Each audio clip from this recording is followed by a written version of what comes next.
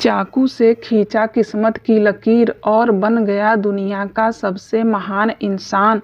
दोस्तों, 700 ईसा पूर्व की यह कहानी है। एक छोटा सा गांव था जिसका नाम सलाबतुर था।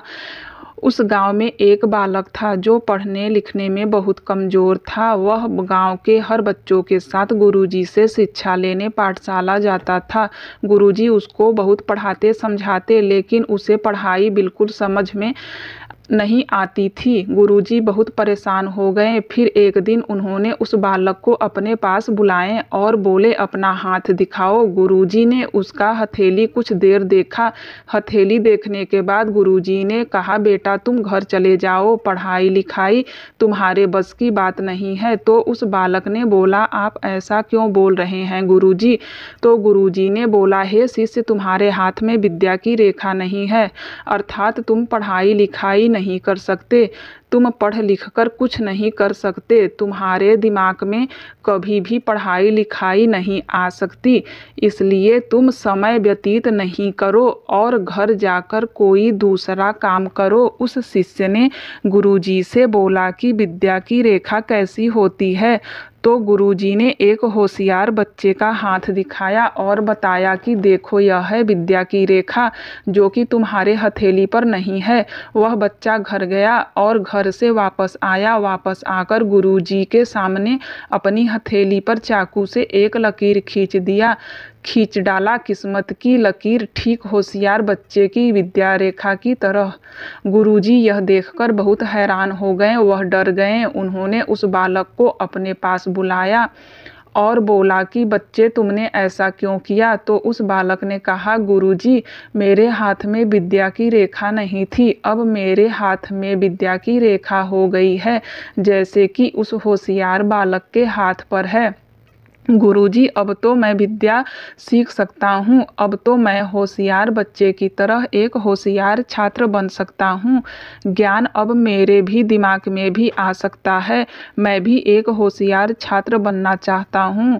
किस्मत में विद्या रेखा नहीं थी, इसलिए गुरुजी मैंने इस चाकू से विद्या रेखा अपने हथेली पर बना दिया। गुरुजी, अब आप मुझे पढ़ाएं, क्योंकि मेरे हाथ के हथेली पर अब विद्या रेखा है। अब मैं भी होशियार छात्र बन सकता हूँ। गुरुजी बच्चे की इस हैरत अंगेज कारनामे को देखकर हैरान हुए कि ये छोटा सा बालक इतनी कम उम्र में इतना बड़ा फैसला ले सकता है। बिना डरे तो यह बच्चा जीवन में कुछ भी कर सकता है।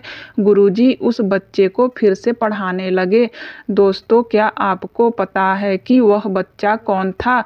वह बच्चा कोई और नहीं बल्कि महान संस्कृत व्याकरण ज्ञानी पाणिनि थे, जो आगे चलकर संस्कृत भाषा के महान व्याकरण ग्रंथ रचयिता बने। इन्होंने अष्टाध्यायी नामक ग्रंथ लिखा, जिसमें 8 अध्याय और लगभग 4000 से भी ज़्यादा सूत्र हैं। पाणिनि को आधुनिक संस्कृत व्याकरण का पिता भी कहा जाता है। इस कहानी से हमने क्या सीखा? दोस्तों, आपके जीवन में भी रिश्तेदार, पड़ोसी आदि लोगों से यह बातें बहुत सुनने को मिलता है कि तुम यह नहीं कर पाओगे, तुम वह नहीं कर पाओगे, तुम्हारे बस की यह नहीं है, तुम्हारे बस की वह नहीं है। किंतु दोस्तों, अगर आप दृढ़ निश्चय कर लें कि मुझे अपने जीवन में जो चीज़ बनना है या करना है, तो उसे करने से कोई नहीं रोक सकता।